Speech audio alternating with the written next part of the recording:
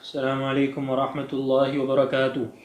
الحمد لله رب العالمين والعاقبة للمتقين والصلاة والسلام على سيد الأنبياء والمرسلين نبينا محمد وعلى آله وأصحابه أجمعين، أما بعد.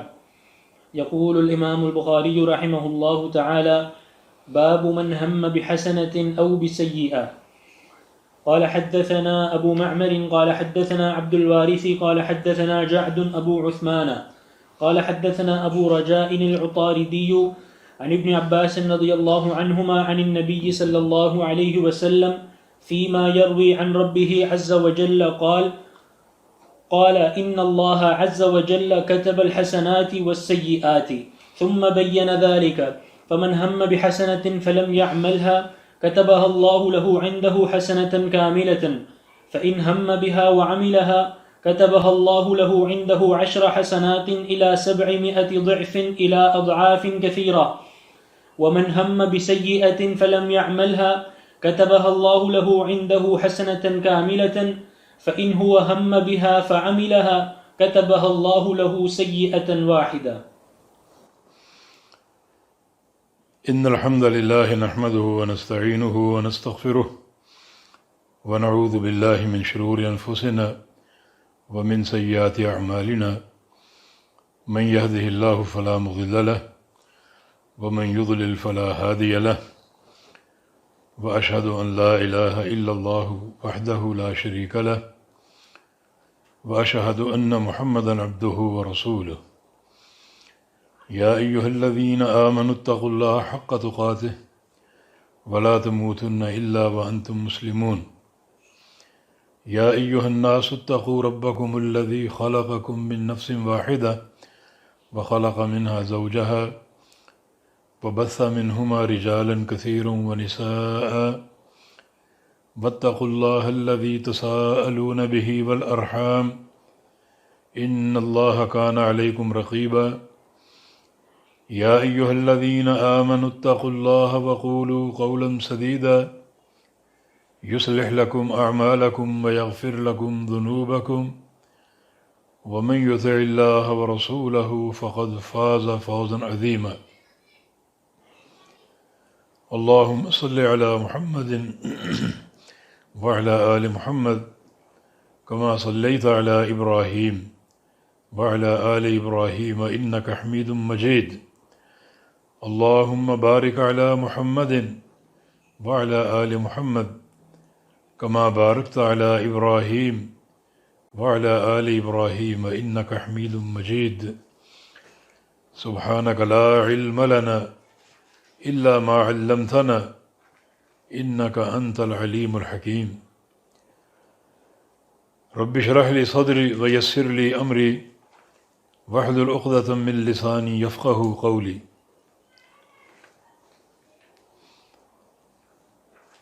أما بعد،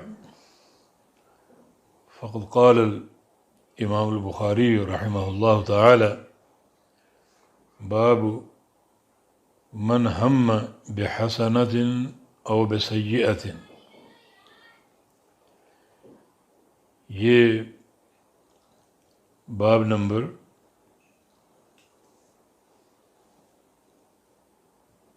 31 ہے کتاب الرقاق سے، اور اس باب کا ترجمہ یہ ہے: من ہم، جو شخص ارادہ کرے، بحسنۃ، نیکی کا، او بسیئۃ، یا گناہ کا، تو اس کے لیے کیا ہے؟ امام بخاری رحمہ اللہ نے اس باب میں حکم بیان نہیں کیا کہ جو بندہ نیکی کا ارادہ کرے اس کے لیے کیا ہے، اور جو گناہ کا ارادہ کرے اس کے لیے کیا ہے، کیونکہ وہ حکم کئی انواع پر مشتمل ہے اور طویل ہے۔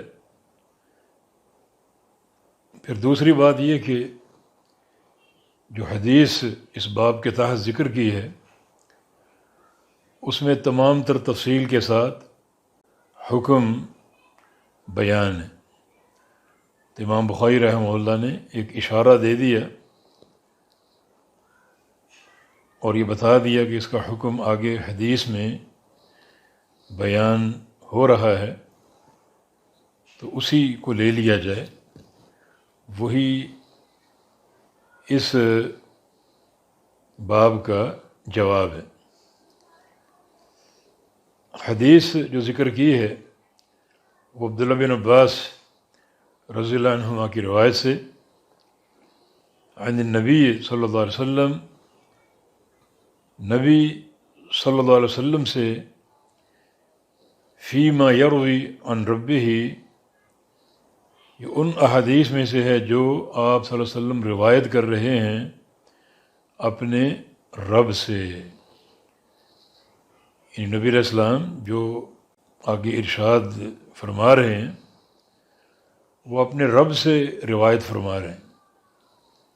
تو ایسی حدیث کو حدیث قدسی کہا جاتا ہے یا حدیث الہی کہا جاتا ہے، جس میں رسول اللہ صلی اللہ علیہ وسلم یہ فرمائیں کہ قال اللہ، صحابی قال رسول اللہ کہے اور رسول اللہ صلی اللہ علیہ وسلم قال اللہ یا یقول اللہ فرمائیں، تو وہ حدیث قدسی کہلاتی ہے، یہ حدیث الہی کہلاتی ہے۔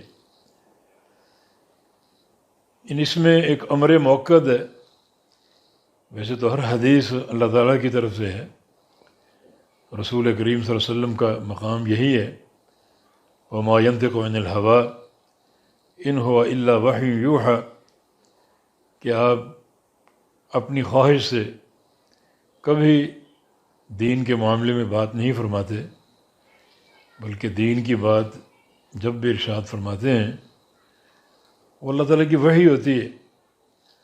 تو ہر حدیث اللہ تعالیٰ کی وحی ہے، لیکن جس حدیث میں نبی علیہ السلام بطور خاص قال اللہ کہہ دیں تو وہ اور معاملہ مؤکد ہو جاتا ہے کہ یہ اللہ تعالیٰ کا فرمان ہے، اور ایک طرح کی توجہ سننے والے اور پڑھنے والے کی اس جانب مبذول ہو جاتی ہے کہ یہ اللہ رب العزت کا فرمان ہے۔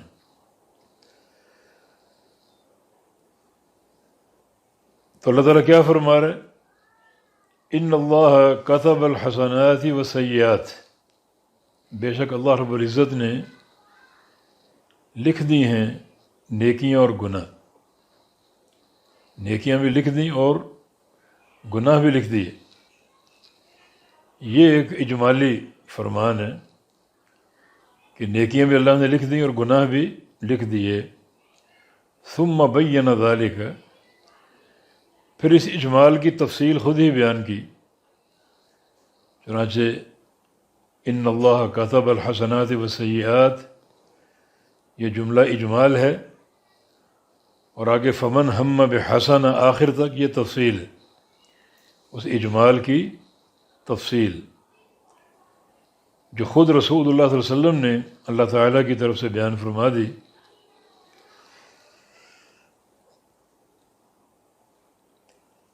فمن ہم بحسنۃ فلم یعملها کتبها اللہ له عنده حسنۃ کاملہ، جو بندہ ارادہ کر لے کسی نیکی کا، فلم یعملها، اسے کر نہیں سکا، تو کتبها اللہ له، اللہ تعالیٰ لکھے گا اس کے لیے، عنده، اپنے پاس، حسنۃ کاملہ، ایک مکمل نیکی، یعنی ارادہ نیکی کا کیا اور وہ نیکی کر نہیں سکا، تو اللہ رب العزت اس بندے کے لیے اپنے پاس ایک مکمل نیکی لکھ دے گا۔ یہ ایک نوع یا ایک حالت ہے، یعنی بندے کا ارادہ نیکی کرنے کا ہے کہ وہ نیکی کر نہیں سکا، یعنی کل یا پرسوں یا آج یا رات کو فلاں نیکی کرنی ہے، فلاں عمل صالح کرنا ہے، بندے نے یہ پختہ ارادہ کر لیا اور واقعی وہ ارادہ اس کا پختہ ہے، عزم ہے، اللہ تعالیٰ بندے کے دل کے ارادے کو جانتا ہے. ارادہ اگر سچا ہے مگر وہ عمل کر نہ سکا، وہ نیکی کر نہ سکا، تو اللہ تعالیٰ محض ارادے پر اسے اجر دے دے گا. یہ ایک دین اسلام کی سماحت اور وسعت اور برکت کہ صرف ارادے پر ایک نیکی مل گئی. اللہ تعالیٰ کے لکھنے کا معنی اللہ تعالیٰ کا قلم کو حکم دینا، اور قلم لکھتی ہے.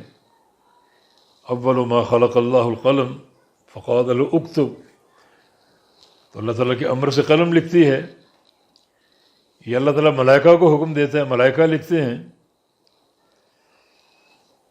تو جو بندہ نیکی کا ارادہ کر لے اور وہ نیکی کر نہ سکا، اللہ تعالیٰ اس کے لیے اپنے پاس ایک مکمل نیکی لکھ دے گا. یہ پہلی حالت، بندے کا ارادہ خیر، ارادہ عمل صالح یا نیکی کا ارادہ. جملے پر ذرا غور کریں. فمن ہم بحسن، جس بندے نے بھی، یعنی اس میں عموم ہے، کوئی بھی بندہ، مرد ہو، عورت ہو، بڑا ہو، چھوٹا ہو، آزاد ہو، غلام ہو، مالدار ہو یا فقیر ہو، کوئی بھی بندہ ارادہ کرے بحسنہ، نیکی کا، فلم یعملھا، اور وہ نیکی کر نہ سکا، تو کتب اللہ، اللہ تعالیٰ اس کو لکھے گا، لہو، اس بندے کے لیے. بندے کے لیے لکھنا یہ ایک بڑا محبت بھرا اسلوب ہے کہ اپنے بندے کے لیے اللہ تعالیٰ لکھے گا. بندے کے لیے، بڑی اس لفظ میں ایک لذت اور بہت ہی پیار بھرا انداز. اور آگے عندہ، اپنے پاس، یعنی اللہ اپنے پاس لکھے گا اس کے لیے. اللہ تعالیٰ اپنے پاس لکھے گا اس بندے کے لیے، عندہ، اپنے پاس. تو یہ بھی اس نیکی کے شرف کی دلیل کہ نیکی کا لکھا جانا اور محفوظ ہو جانا اللہ تعالیٰ کے پاس. تو اللہ تعالیٰ وہ نیکی دینے والا ہے، اور وہ نیکی اللہ تعالیٰ کے پاس موجود ہے اور محفوظ ہے. تو وہ بڑی قابل قدر ہے وہ نیکی، اور بہت زیادہ شرف اور عزت کی حامل ہے. اس کی ایک دلیل یا ایک مثال یہ سمجھ لیں کہ قیامت کے دن، یہ مسند احمد کی حدیث کے مطابق، اللہ مشہد الخلائق، ایک بندے کو پکارا جائے گا. یصاح برجل، ایک بندے کو پکارا جائے گا تمام مخلوقات کے سامنے، اور پوری دنیا سن رہی ہے. حدیث طویل ہے، خلاصہ اس کا یہ ہے کہ جب اس کو پکارا جائے گا اور وہ آ رہا ہوگا حساب و کتاب کے لیے، تو ینشر لہ 99 سجلا، تو 99 رجسٹر کھلے پڑے ہوں گے، فیہا سیئات، جس میں اس کے گناہ درج ہیں. 99 رجسٹر، ہر رجسٹر تا حد نگاہ ہے، اس کی موٹائی اور اس کی لمبائی چوڑائی تا حد نگاہ ہے. اور وہ 99 جو رجسٹر ہیں وہ گناہوں سے بھرے ہوئے ہیں، اور نیکی کوئی بھی نہیں. تو جب فرشتے اسے جہنم کی طرف لے جائیں گے تو اللہ تعالیٰ فرمائے گا کہ بھلا ان لہ عندی حسنہ، کہ اس بندے کے لیے میرے پاس ایک نیکی ہے.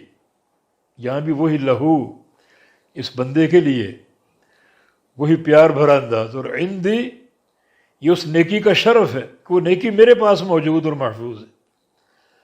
تو یہاں بھی عندہ، اللہ تعالیٰ وہ ایک نیکی اپنے پاس لکھ لے گا. یہ اس نیکی کے لیے ایک شرف اور انتہائی تکریم اور عزت کی علامت ہے. چنانچہ وہ نیکی جو اللہ تعالیٰ نے اس بندے کی ایک نیکی اپنے پاس رکھی سنبھال کے، پھر اس کا نتیجہ کیا نکلا؟ اس نے گناہوں کے 99 رجسٹروں کے پرخچے اڑا دی. فلما وزنت، جب وزن ہوا تو ثقلت البطاشت السجلات، وہ ایک نیکی بھاری پڑ گئی اور اس کے مقابلے میں 99 دفاتر ہلکے پڑ گئے. کہ اس نیکی کا شرف اللہ تعالیٰ فرمایا گا کہ اس بندے کی میرے پاس ایک نیکی ہے. تو یہ جو حدیث کا ٹکڑا ہے کہ جو بندہ نیکی کا ارادہ کر لے اور وہ نیکی کر نہ سکا تو اللہ رب العزت اس بندے کے لیے اپنے پاس ایک نیکی لکھے گا. تو اپنے پاس اس نیکی کا لکھنا یا اپنے پاس نیکی کا ہونا، رکھنا اور سنبھالنا، یہ اس بندے کے لیے بھی باعث شرف اور اس نیکی کے لیے بھی باعث شرف ہے، جس کی مثال ہم نے سن لی. اور دوسری اس میں جو ایک تاکید ہے وہ حسنۃ کاملہ. یہ نہ سمجھو کہ اس نے نیکی کی تو نہیں تھی، صرف ارادہ ہی کیا تھا، پتہ نہیں اس کا ثواب اس کو کتنا ملا ہوگا، تھوڑا بہت لکھ دیا گیا ہوگا. نہیں، حسنۃ کاملہ، ایک مکمل نیکی اس کو عطا ہوگی، مکمل نیکی. تو یہ کاملہ کے ساتھ اس نیکی کو اور موقت کیا گیا. تو اس سے یہ بات ظاہر اور ثابت ہوتی ہے کہ ایک بندے کا ارادہ خیر کرنا، نیکی کی نیت کرنا، نیکی کا ارادہ کرنا اور دل سے کرنا. آج کل کچھ لوگ ارادے کرتے ہیں بے تحاشا، مگر وہ دل سے نہیں ہوتے، مصنوعی ہوتے ہیں، صرف دکھاوے کی خاطر. اللہ تعالیٰ جانتا ہے کون بندہ اپنے ارادے میں مخلص ہے، ریاکار نہیں ہے، اور کس بندے کا ارادہ ایک پورے عزم اور جزم کے ساتھ ہے. اللہ تعالیٰ بہتر جانتا ہے. یہ سرسری ارادہ کرنا یا ریاکاری کا ارادہ کرنا یا عزم کے بغیر ارادہ کرنا، اس کا کوئی فائدہ نہیں. تو اس حدیث سے، اس پہلے ٹکڑے سے یہ بات واضح ہوتی ہے کہ بندہ نیکی کا ارادہ کرتا رہے اور دل سے کرے، عزم صادق کے ساتھ کرے. پھر آگے دیکھیں گے نیکی اگر نہیں کر سکا تو اللہ تعالیٰ کے پاس اس نیکی کا ایک مکمل اور بھرپور اجر لکھا جائے گا. ایک بھرپور نیکی وہ لکھی جائے گی، جس کی ایک مثال صحیح بخاری کی حدیث میں موجود ہے. جب رسول اللہ صلی اللہ علیہ وسلم جنگ تبوک کے لیے تشریف لے جا رہے تھے، اور یہ بڑا ایک مشکل معرکہ تھا، بڑا طویل سفر، پہاڑوں سے گزرے، وادیوں عبور کی، جنگلات کا سفر طے کیا، بڑا طویل سفر تھا. اس وقت رستے میں رسول اللہ صلی اللہ علیہ وسلم نے ارشاد فرمایا تھا کہ ان بالمدینۃ لرجالا ما سرتم مسیرا ولا قطعتم وادیا الا وهم معکم. کچھ لوگ مدینے میں موجود ہیں، اپنے گھروں میں بیٹھے ہوئے ہیں، وہ تبوک کے لیے نہیں آ سکے، اپنے گھروں میں بیٹھے ہیں، اور باغات بھی ان کے پک چکے، اپنے گھروں میں پھل کھا رہے ہیں، سائے تلے بیٹھے ہیں.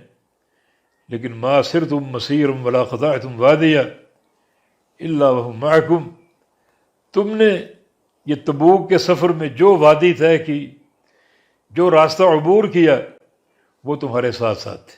حالانکہ گھروں میں بیٹھے، مگر وہ تمہارے ساتھ ہے، مانا اجر میں شریک ہے تمہارے. جو اجر تمہیں ملا یہاں آ کر، وہ انہیں مل گیا گھر بیٹھ کر. وجہ کیا ہے؟ ما حبسهم الا العذر. وجہ یہ ہے کہ وہ تبوک کے سفر کے لیے تیار تھے، ان کی نیت موجود تھی، عزم صادق موجود تھا، ایک مصمم ارادہ ان کا موجود تھا، مگر عین وقت پر عذر کی بنا پر نہیں آ سکے. تو اللہ رب العزت نیکی کے ارادے کا پھل دیتا ہے. چنانچہ اللہ تعالیٰ نے ان کو یہ پھل عطا فرما دیا کہ جو سفر تمہیں تبوک، جو اجر تمہیں تبوک آ کر حاصل ہوا، وہ انہیں گھر بیٹھے مل گئے. تو یہ حدیث کا پہلا ٹکڑا، فمن ہم بحسنہ فلم یعملها، جو بندہ کسی نیکی کا ارادہ کر لے پس وہ نیکی کر نہ سکا تو کتبہ اللہ لہ عندہ حسنۃ کاملہ، تو اللہ تعالیٰ اس کو لکھے گا اپنے پاس اپنے اس بندے کے لیے ایک مکمل نیکی. بڑا یہ پیار بھرا اسلوب ہے. آگے فَإِنْ هَمَّ بِهَا وَعَمِلَهَا كَتَبَهَا اللَّهُ لَهُ عِنْدَهُ 10 حسنات إِلَى 700 ضِعْفٍ إِلَى أَضْعَافٍ كَثِيرَةٍ. اور اگر بندے نے ارادہ کر لیا نیکی کا اور وہ نیکی کر بھی لی تو كَتَبَهَا اللَّهُ لَهُ عِنْدَهُ 10 حسنات، تو اللہ تعالیٰ لکھے گا اپنے اس بندے کے لیے اپنے پاس 10 نیکیاں. یہاں بھی وہی اسلوب ہے، عندہ کا اور لہو کا. لہو اپنے بندے کے لیے، بڑا اس میں پیار کا اظہار ہے. اور عندہ اپنے پاس، یہ اس نیکی کا شرف ہے. کیا لکھے گا؟ 10 نیکیاں. الی 700 ضعف، 700 گنا تک. الی اضعاف کثیرہ، اور آگے بھی جہاں تک اللہ چاہے بڑھا دے گا. تو کم از کم 10 نیکیاں تو ہیں وہ، اور 700 گنا تک. ان عمومی طور پر اگر نیکی واقعی اخلاص کی بنیاد پر قائم ہو تو اس کا اجر 700 گنا ملتا ہے. اور قرآن میں اس اجر کو بیان کیا گیا ہے. فرمایا کہ مثل الذین ينفقون اموالهم فی سبیل اللہ کمثل حبۃ انبتت 7 سنابل فی کل سنبلۃ 100 حبۃ واللہ یضاعف لمن یشاء. جو لوگ اللہ کی راہ میں اپنا مال خرچ کرتے ہیں ان کی مثال ایک بیج کی، ایک دانے کی جو زمین میں ڈال دیا گیا، اس کو بو دیا گیا تو انبتت 7 سنابل، اس ایک بیج کی وجہ سے 7 سٹے باہر کو نکلے، تیار ہوئے. اور فی کل سنبلۃ 100 حبۃ، اور ہر سٹے میں 100 دانے گندم کے، ہر سٹے میں 100 دانے، تو ٹوٹل 700 ہو گئے. ان ایک بیج، ایک دانہ 100 دانوں کی تیاری کا باعث بن گیا. اس طرح ایک نیکی اگر آپ نے کر لی تو وہ 700 گنا اس کا اجر آپ کے لیے بڑھ جائے گا. جیسے ایک بیج 700 بیج کی تیاری کا سبب بنا، اس طرح آپ کی ایک نیکی اگر اخلاص پر قائم ہے تو اللہ تعالیٰ اس نیکی کو بڑھا کر 700 گنا کر دے گا.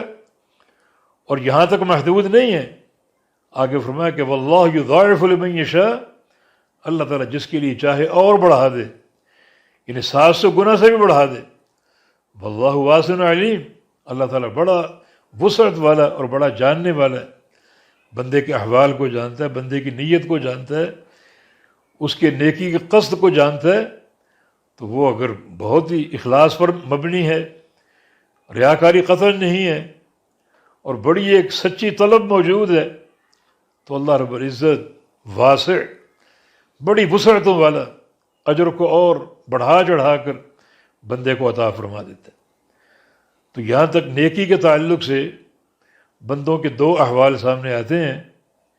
ایک حالت یہ ہے کہ بندہ نیکی کا سچا ارادہ کر لے مگر وہ نیکی کر نہ سکا تو اس کے لیے ایک مکمل نیکی لکھی جائے گی. دوسری حالت یہ ہے کہ بندہ نیکی کا ارادہ کر لے اور وہ نیکی کر بھی لے، اختیار بھی کر لے، تو پھر اس کی ایک نیت، اس کے عزم، اس کی طلب اور اس کی تڑپ کے بمطابق اللہ تعالیٰ اس نیکی کا اجر اس کو عطا فرمائے گا. 10 گنا تو ہے ہی ہے، اللہ تعالیٰ چاہے تو اس کو 40 گنا کر دے، 50 گنا کر دے، 70 گنا کر دے، 700 گنا کر دے، اور چاہے تو اس سے بھی زیادہ اللہ تعالیٰ بڑھا دے. تو یہ تفصیل ہے حسنات کی کہ اللہ تعالیٰ اس طرح نیکیوں کے ساتھ معاملہ فرماتا ہے. آگے وَمَنْ هَمَّ بِسَيِّئَةٍ فَلَمْ يَعْمَلْهَا كَتَبَهَا اللَّهُ لَهُ عِنْدَهُ حَسَنَةً كَامِلَةً. اور جو بندہ برائی کا ارادہ کر لے، گناہ کا ارادہ کر لے، فلم يعملها، وہ گناہ کر نہ سکا، تو اللہ تعالیٰ گناہ نہ کرنے کی بنا پر اس کے لیے اپنے پاس ایک مکمل نیکی لکھ دے گا. کسی نے نیکی کا عزم کیا تھا، نیکی کا ارادہ کیا تھا، گناہ کا عزم کیا تھا، گناہ کا ارادہ کیا تھا اور گناہ کیا نہیں، تو اللہ تعالیٰ گناہ نہ کرنے کی وجہ سے اس بندے کے لیے اپنے پاس ایک مکمل نیکی لکھ دے گا۔ یہ حدیث کا جملہ ہے۔ اگر دیگر نصوص کو جمع کیا جائے تو اس تعلق سے بندوں کی 3 حالتیں ہیں، یعنی تمام دلائل کو اکٹھا کر کے خلاصہ یہ بنتا ہے کہ ایک بندے نے گناہ کا ارادہ کیا اور اب گناہ کر نہیں سکا، اس نے گناہ کیا نہیں ہے۔ کیوں نہیں کیا؟ مثلا اس نے سوچا یا ارادہ کیا کہ کل فلاں گناہ کرنا ہے، اب کل ہو گئی اور وہ گناہ کیا نہیں، اس نے کیوں نہیں کیا؟ یہ نہ کرنے کی وجہ دیکھی جائے گی۔ بعض وقت بندہ بھول جاتا ہے، کل ہوئی اور اس کو یاد ہی نہ رہا، اس کے دماغ سے نکل گیا یا اس کے ذہن سے وہ چیز آؤٹ ہو گئی اور وہ گناہ کر ہی نہیں سکا، تو ایسے بندے کے لیے کچھ نہیں لکھا جائے گا، نہ گناہ نہ ثواب۔ دوسری حالت یہ ہے کہ بندے نے گناہ کا ارادہ کیا اور پکا ارادہ، ایک عزم، مصمم عزم، لیکن اس گناہ کو کرنے کی اس میں طاقت نہ ہو سکی، عاجز رہا، کمزور رہا اور گناہ کر نہ سکا، تو ایسے بندے کی ذمہ گناہ ہوگا، جس کی دلیل نبی علیہ السلام کی حدیث ہے، اذا تقابل المسلمان بسیفیہما فالقاتل والمقتول کلاہما فی النار، کہ 2 مسلمان اگر تلوار لے کر آمنے سامنے آ جائیں لڑنے کے لیے تو قاتل بھی جہنم اور مقتول بھی جہنم۔ صحابہ نے پوچھا ھذا القاتل فما بعد المقتول یا رسول اللہ، یا رسول اللہ صلی اللہ علیہ وسلم، قاتل کا جہنم میں جانا ہم نے سمجھ لیا، اس نے قتل کیا، لیکن مقتول جہنم میں کیوں جائے گا؟ وہ تو قتل ہوا ہے، قتل کیا نہیں اس نے۔ تو رسول اللہ صلی اللہ علیہ وسلم نے کیا جواب دیا؟ لأنه كان حریصا على قتل صاحبه، اس لیے کہ وہ ارادہ کر چکا تھا اپنے ساتھی کو مارنے کا، قتل کرنے کا، برائی کا ارادہ وہ کر چکا تھا، تبھی تلوار لے کر سامنے آیا، مگر کمزوری اور عجز کی بنا پر قتل نہیں کر سکا اور قتل ہو گیا۔ تو اس کا قتل نہ کرنا اس کے ضعف اور اس کی عاجزی اور اس کی کمزوری کی بنا پر، تو گناہ تو اس کو ملے گا۔ اور تیسری حالت یہ ہے کہ بندے نے گناہ کا ارادہ کیا مگر وہ گناہ اس نے نہ کیا، اس گناہ سے باز آ گیا اللہ تعالیٰ کے خوف کی بنا پر، اس کو عین وقت پر اللہ تعالیٰ کا خوف آ گیا، اللہ تعالیٰ کی خشیت غالب آ گئی اور اس کا ڈر اس کے دل پر چھا گیا اور اس خوف سے وہ کانپ اٹھا اور اس گناہ کو اس نے ٹھوکر مار دی اور گناہ کو چھوڑ دیا۔ تو ایسے بندے کو نیکی دی جائے گی، اجر دیا جائے گا کہ اس نے ایک تو گناہ کیا نہیں حالانکہ عزم تھا پورا، اور دوسرا عین وقت پر اللہ کا خوف آ گیا، اور یہ خوف بہت ہی قیمتی اثاثہ ہے مومن کا، بہت ہی قیمتی سرمایہ ہے۔ احادیث میں اس کے نظائر موجود ہیں، مثلا وہ قصہ 3 افراد کا بنی اسرائیل کے جو کہیں جا رہے تھے، راستے میں طوفان آ گیا، تو طوفان سے بچنے کے لیے وہ ایک پہاڑ کی غار میں داخل ہو گئے، طویل روایت صحیح بخاری میں، اور طوفان کی شدت سے ایک چٹان سرکتی ہوئی اس غار کے دھانے پر آ کر رک گئی، راستہ بند ہو گیا۔ اب بڑی بھاری چٹان کیسے ہلائیں اسے؟ مانا ان کی موت یقینی، کیونکہ راستہ بند ہو چکا ہے۔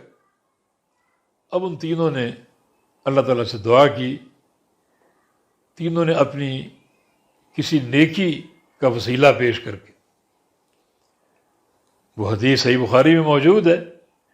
ان میں سے ایک شخص کی دعا کیا تھی، اس کی نیکی کیا تھی کہ الہ العالمین تو جانتا ہے کہ میں نے ایک نیکی کی تھی اور اس کی ایک عم ذات چچا ذات بہن تھی جو کسی بنا پر فقیر اور قلاش ہو گئی، تنگ دست ہو گئی اور اسے کچھ رقم کی ضرورت پڑ گئی اور وہ میرے پاس آئی اور 120 دینار سونے کے سکے میں دینے پر راضی ہو گیا، اس شرط پر کہ وہ میرے ساتھ گناہ میں ملوث ہو. وہ انکار کرتی رہی مگر میں اصرار کرتا رہا. اس گناہ پر مصمم ایک عزم میں نے کر لیا تھا. بالآخر وہ مجبوری کی ماری تیار ہو گئی اور جب اللہ کی حد پامال کرنے کا وقت آ گیا تو وہ عورت زار و قطار رونے لگی. اللہ تعالیٰ کے خوف کی دہائیاں اور واسطے دیے مجھے، اور یا اللہ مجھے تیرا ڈر آ گیا، تیرا خوف آ گیا، اور میں اس گناہ سے دور ہوا، نفور ہوا، اٹھ کے کھڑا ہو گیا. وہ رقم بھی اس کو دے کر اس کو رخصت کر دیا، اور یہ سارا تیرے خوف کی بنا پر اور تیرے ڈر کی بنا پر. یا اللہ اگر یہ نیکی تیری رضا کے لیے خالص تھی تو ہمیں یہاں سے نجات دے دے، نکلنے کا راستہ عطا فرما دے. تو وہ چٹان سرک گئی. دو چیزیں تھیں، ایک اس کے خوف کی شدت، اللہ تعالیٰ کا شدید ترین خوف، دوسرا اس کے اخلاص کی قوت. اس نے گناہ کا عزم کیا تھا مگر عین وقت پر اللہ تعالیٰ کے خوف کی بنا پر اس گناہ کو ٹھکرا دیا اور اس سے بعد آ گیا. اخلاص کی طاقت تھی اور خوف کی قوت تھی جس سے وہ چٹان سرک گئی، اور تینوں کی دعا کے نتیجے میں اتنا راستہ بن گیا کہ تینوں آرام سے نکل گئے. اور بعض احادیث میں چٹان ریزہ ریزہ ہو گئی، تقطعت الصخرہ، ٹکڑے ٹکڑے ہو گئی. یہ نیکی کی قوت، اخلاص کی قوت اور خشیت الہی کی قوت. اسی طرح کا واقعہ ایک اور فرد کا، الکفل نامی فرد کا، مسند احمد وغیرہ میں ہے، اور وہ بھی اسی طرح کا معاملہ. اس کے پاس ایک خاتون مجبوری کی ماری آئی اور کچھ رقم کا اس نے تقاضا کیا، اور کفل مالدار تھا مگر بڑا گناہ گار، بڑی اللہ کی حدیں پامال کرنے والا، مشہور تھا اپنے علاقے میں، ایک بدمعاش اور بد کردار. اس نے اس عورت کے حسن سے پر فریفتہ ہو کر پیسے دینے کا وعدہ کر لیا، غالباً 60 یا 70 دینار سونے کے سکے، مگر ساتھ اپنی خواہش کی تکمیل کی بات رکھی، اور وہ عورت مجبوری کی ماری تیار ہو گئی، رات کی تاریکی میں آ گئی، اور کفل نے دروازہ بند کر کے جب اللہ کی حد پامال کرنا چاہی تو وہ عورت بھی رو پڑی، اور اس نے کفل کو اللہ تعالیٰ کے خوف کے واسطے دیے، اور کفل پر عین وقت پر اللہ تعالیٰ کا خوف طاری ہو گیا. وہ کھڑا ہو گیا اور اس نے وہ پیسے بھی اس کو دے کر رخصت کر دیا. اور اتفاق ایسا کہ اسی رات کفل کے کمرے میں ایک اور مہمان آ گیا، اور وہ مہمان انسان نہیں تھا، ملک الموت تھا، جس نے کفل کی روح قبض کر لی اور اس کا انتقال ہو گیا. دنیا کو معلوم نہیں کہ رات کی تاریکی میں کفل کے گھر میں یا اس کمرے میں کیا سرزد ہوا، کیا قصہ رونما ہوا. صبح جب لوگ اپنے کاروبار کے لیے نکلے اور کفل کے گھر کے پاس سے یا کمرے کے پاس سے گزرے تو دیکھا دروازے پر موٹا لکھا ہوا ہے، قد غفر اللہ للکفل، اللہ نے رات کو کفل کے سارے گناہ معاف کر دیے. جب دروازہ توڑ کے اندر داخل ہوئے تو آگے اس کی میت پڑی ہوئی تھی، انتقال ہو گیا. تو اس قصے میں کئی باتیں ہیں، اس کا گناہ کا ارادہ اور گناہ کو چھوڑ دینا اللہ کے خوف کی بنا پر، اور پھر انتقال کر جانا. اور اللہ رب العزت ایسے بندوں کی عزت کی حفاظت کرتا ہے. چنانچہ دروازے پر موٹا اللہ نے لکھوا دیا کہ اللہ نے کفل کے گناہوں کو معاف کر دیا۔ اگر یہ نہ ہوتا تو دنیا تو یہ جانتی تھی کہ کفل بڑا ہی بدمعاش ہے، بڑا بد کردار ہے، اور رات کو گناہ کرتے کرتے مر گیا ہوگا، دنیا سے رخصت ہو گیا ہوگا۔ مگر خالق کائنات نے اس کو آخرت میں جنت عطا فرما دی، اور دنیا میں اس کی عزت اور اس کے اکرام کے سارے تقاضے پورے فرما دیے۔ تو یہ بھی ایک حالت ہے کہ بندہ گناہ کا ارادہ کر لے مگر عین وقت پر گناہ نہ کرے، اللہ تعالیٰ کے خوف کی بنا پر اور اللہ رب العزت کی خشیت کی بنا پر۔ اور گناہ کے تعلق سے دوسری حالت کیا ہے؟ فَإِنْ هُوَ هَمَّ بِهَا فَعَمِلَهَا كَتَبَهَا اللَّهُ لَهُ سَيِّئَةً وَاحِدَةً، کہ بندہ گناہ کا ارادہ کر لے اور گناہ کر بھی لے، وہ گناہ کر بھی لے، تو اللہ تعالیٰ کیا لکھے گا؟ ایک گناہ لکھے گا،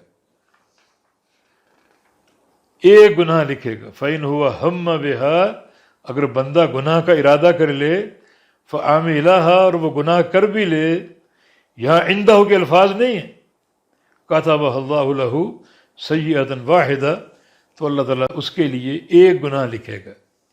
نیکی کے لیے الفاظ تھے کہ اپنے پاس ایک نیکی لکھے گا، یہاں اپنے پاس کے الفاظ نہیں ہیں، بس اللہ اس کا ایک گناہ لکھے گا۔ یعنی ملائکہ کو حکم ہے کہ ایک ہی گناہ لکھو۔ نیکی اگر ارادہ کیا اور کر لی تو وہ تو کم از کم 10 نیکیاں اور 70 گناہ تک اور 700 گناہ تک، اور جہاں تک اللہ تعالیٰ چاہے۔ لیکن گناہ اگر ارادہ کیا اور کر بھی لیا تو وہ ایک ہی گناہ لکھا جائے گا، 10 نہیں، 70 نہیں، 700 نہیں، بلکہ ایک ہی گناہ اس کا لکھا جائے گا۔ تو یہ دین اسلام کی ایک بڑی وسعت اور سماحت اور انتہائی عظیم الشان برکت کا ثبوت بھی ہے اور اظہار بھی ہے۔ میں سمجھتا ہوں کہ اس تمام تر جو سماحت اور وسعت کی بنیاد ہے وہ صحابہ کرام کی ایک استقامت ہے۔ اللہ تعالیٰ نے نبی علیہ السلام کی اس عظیم جماعت کا امتحان لیا، اور بڑا کڑا امتحان۔ دین سارا امتحان ہے، جہاد ایک امتحان ہے، روزہ ایک امتحان ہے، فرائض امتحان ہے، نمازیں امتحان ہے، وضو امتحان ہے، اور بہت سے لوگ اس میں کامیاب ہوتے ہیں اور بہت سے ناکام بھی۔ مگر یہ امتحان بڑا ایک کڑا، سمجھے کہ ناممکنات میں سے۔ اللہ تعالیٰ کی وحی اتری، وَإِن تُبْدُوا مَا فِي أَنفُسِكُمْ وَتُخْفُوهُ يُحَاسِبْكُم بِهِ اللَّهُ، جس کا معنی تمہارے دلوں میں جو بھی خیال آئے اسے تم ظاہر کرو یا نہ کرو، اللہ نے حساب لینا ہے۔ اب دل میں وساوس آتے ہیں، خیالات آتے ہیں، اوہام پیدا ہوتے ہیں، نیک بھی برے بھی، تو ظاہر کرو یا دل میں ان کو چھپا کر رکھو، اللہ تعالیٰ نے امتحان تم سے حساب لینا ہے۔ یحاسبکم بہ اللہ، اللہ تعالیٰ ان کا حساب لے گا۔ یعنی دل میں جو خیال پیدا ہوا، ظاہر کیا یا نہیں کیا۔ ظاہر کرنے کی 2 صورتیں ہیں، ایک اس پر عمل کر لیا یا اس کو زبان سے بیان کر دیا، تو اللہ تو بھی حساب لینا ہے، عمل پر بھی حساب لینا ہے، زبان کے اظہار پر بھی حساب لینا ہے۔ اور دوسرا یہ کہ ظاہر نہیں کیا، دل میں چھپائے رکھا، اللہ نے تو بھی حساب لینا ہے۔ تو صحابہ کرام اس وحی کو سن کر بڑا ایک سناٹے میں آ گئے، پریشان ہو گئے کہ یہ بات تو ناممکنات میں سے ہے۔ اب دل میں جو خیالات آتے ہیں اس میں کسی انسان کو کنٹرول نہیں۔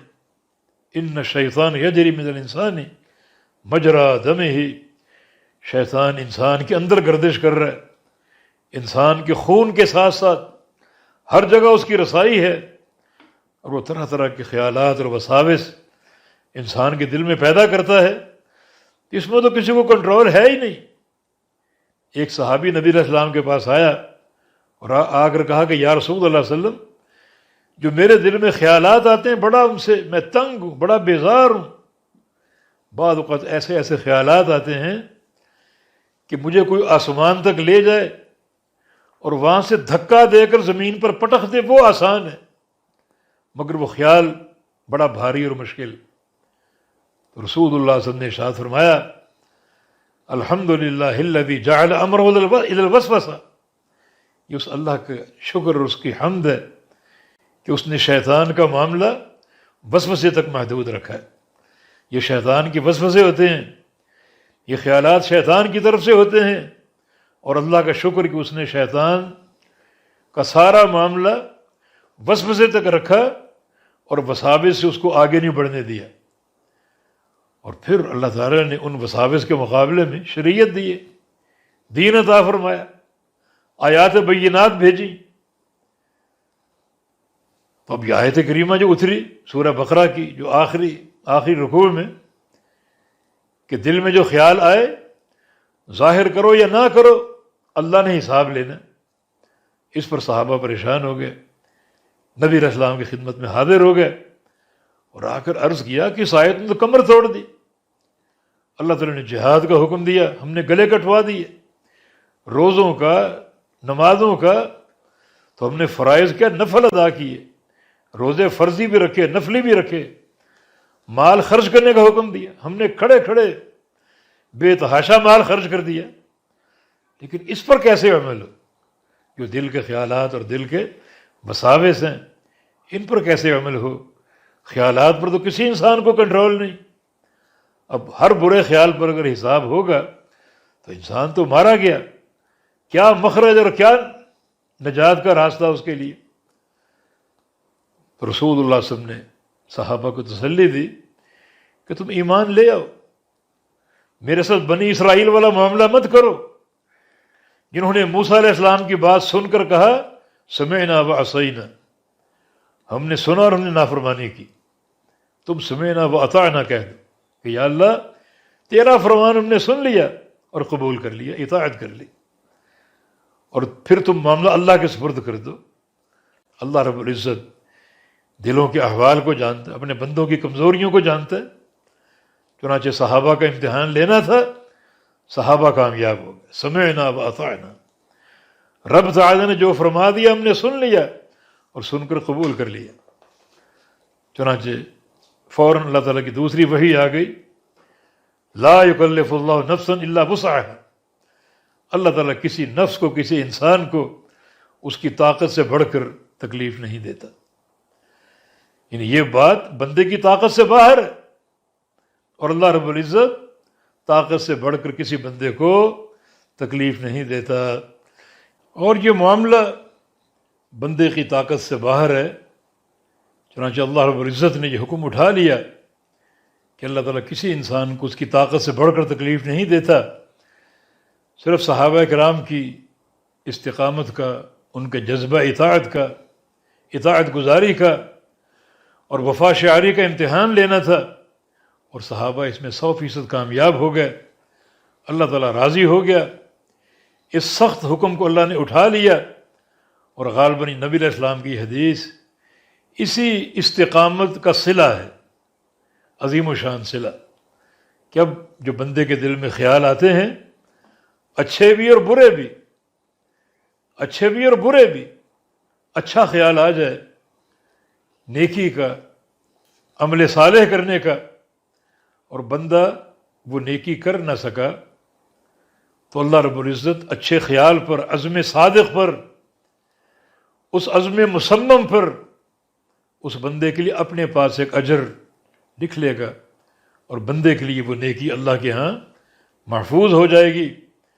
اور اگر اچھا خیال، نیکی کا خیال آ گیا اور بندہ وہ عمل کر بھی گیا، تو اللہ رب العزت اس کی طلب، اس کی تڑپ، اس کے اخلاص کی شدت اور اس کی محبت کے مطابق اس کو اس کا اجر دے گا. کم از کم 10 گنا تو ہے ہی ہے، اس سے بھی زیادہ اللہ چاہے تو 50 گنا دے دے، 70 گنا دے دے، 700 گنا دے دے، اور چاہے تو اس سے بھی زیادہ بڑھا دے. اس کے ہاں اجر و ثواب کی کوئی کمی نہیں، درجات کی کوئی کمی نہیں، اور نعمتوں کی کوئی کمی نہیں ہے۔ اور پھر اگر بندے کے دل میں برائی کا خیال آ جائے اور برائی کر نہ سکا تو اللہ رب العزت برائی نہ کرنے پر، بشرطے کہ برائی نہ کرنا اللہ تعالیٰ کے خوف کی بنا پر ہو، تو اس کو ایک نیکی عطا فرما دے گا، اس خشیت کا اجر دے گا اور ثواب دے گا۔ اور اگر بندہ وہ برائی کر بیٹھا تو ایک ہی گناہ لکھا جائے گا۔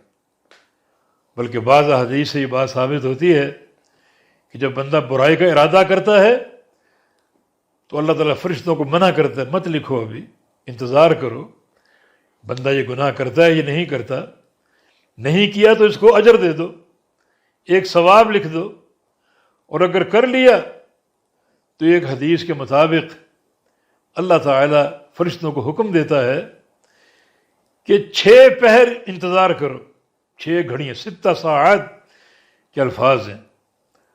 یہ الجامع الصغیر میں یہ روایت شیخ البانی نے اس کو صحیح کہا ہے، 6 گھڑیاں انتظار کرنے کا ذکر ملتا ہے۔ بندے نے گناہ کر لیا اور اللہ رب العزت فرشتوں کو حکم دیتا ہے مت لکھو، گناہ ہو چکا ہے، 6 گھڑیاں انتظار کر لو۔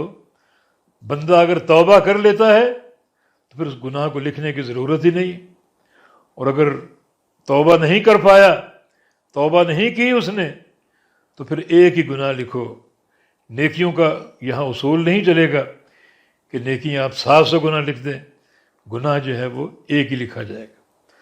تو اس حدیث کا اصل مصداق یہی ہے کہ بندہ اپنے دل میں ارادہ ہمیشہ حسنات اور صالحات کا رکھے، ارادے کو نیک اور نیک تر بنانے کی کوشش کرے، برے ارادے سے بچے، اور ارادہ اگر برائی کا پیدا ہو جائے تو اللہ کی خشیت سے اس ارادے کی نفی کر دے، تاکہ اس کی محبت، اور محبت جو ہے نیکیوں کی صورت میں اس کو اور حاصل ہو، اور ارادہ اگر برائی کا ہو جائے تو گناہ سے گریز کرے، گناہ سے اجتناب کرے، اور اگر گناہ ہوگا تو فوراً توبہ کر لے، کیونکہ 6 گھڑیاں اس بندے کا انتظار ہوتا ہے کہ بندہ اب توبہ کر لے، اب توبہ کر لے، اب توبہ کر لے۔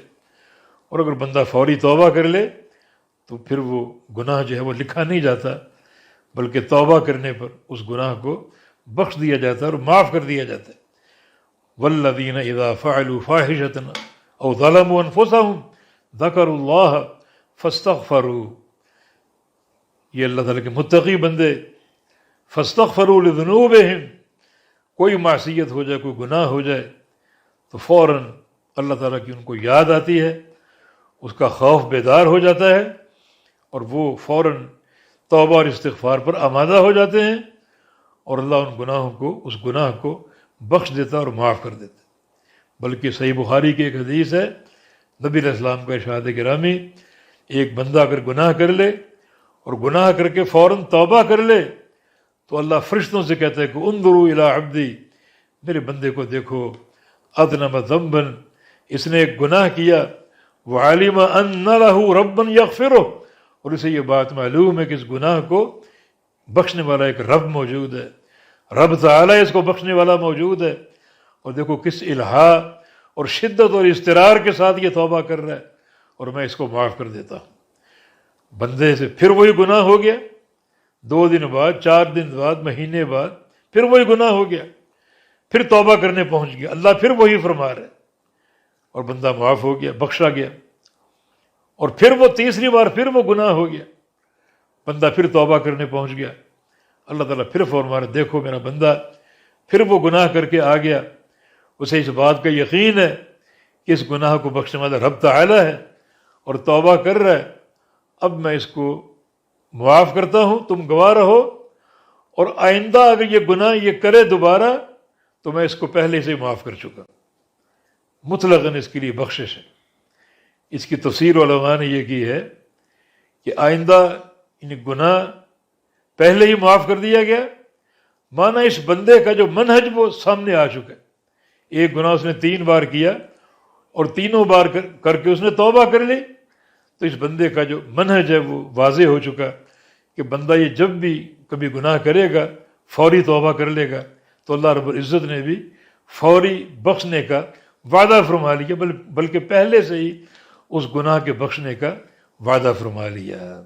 تو یہ ایک بہت بڑا تزکیہ ہے، جیسے اللہ رب العزت نے اہل بدر سے فرمایا تھا اعملوا ما شئتم فإنی قد غفرت لکم، اے بدر میں شریک ہونے والے میرے پیغمبر کے ساتھیوں، اتنی بڑی نیکی ہے کہ آج کے بعد تم جو بھی عمل کرو تمہیں پہلے سے بخش دیا گیا ہے۔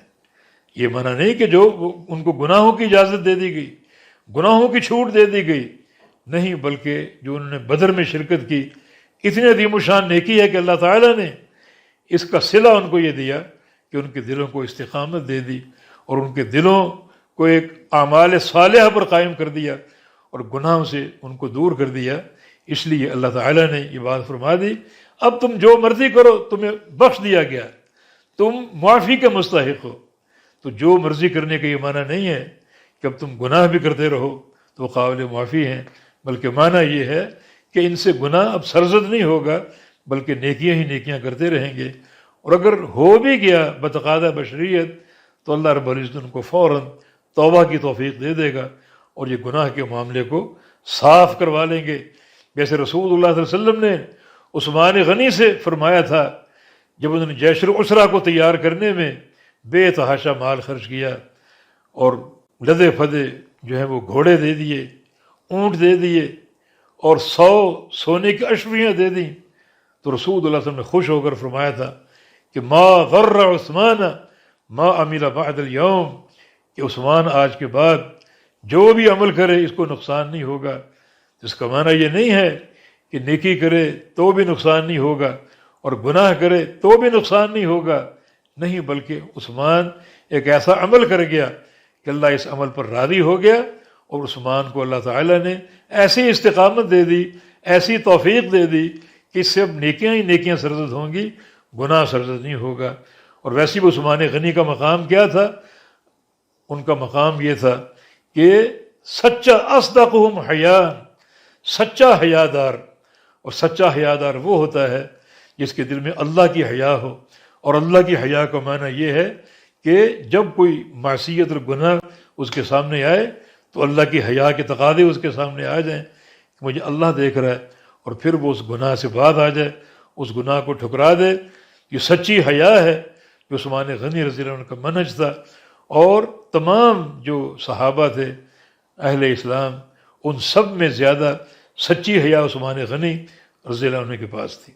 تو یہ حدیث ایک بڑی عظیم بشارت بھی ہے اور دین اسلام کی سماحت اور وسعت کی دلیل بھی ہے۔ اللہ تعالیٰ اس کے تقاضے سمجھنے اور ان پر عمل کرنے کی توفیق عطا فرما دے۔ اقول قولی ھذا واستغفر اللہ لی ولکم وآخر دعوانا ان الحمد للہ رب العالمین۔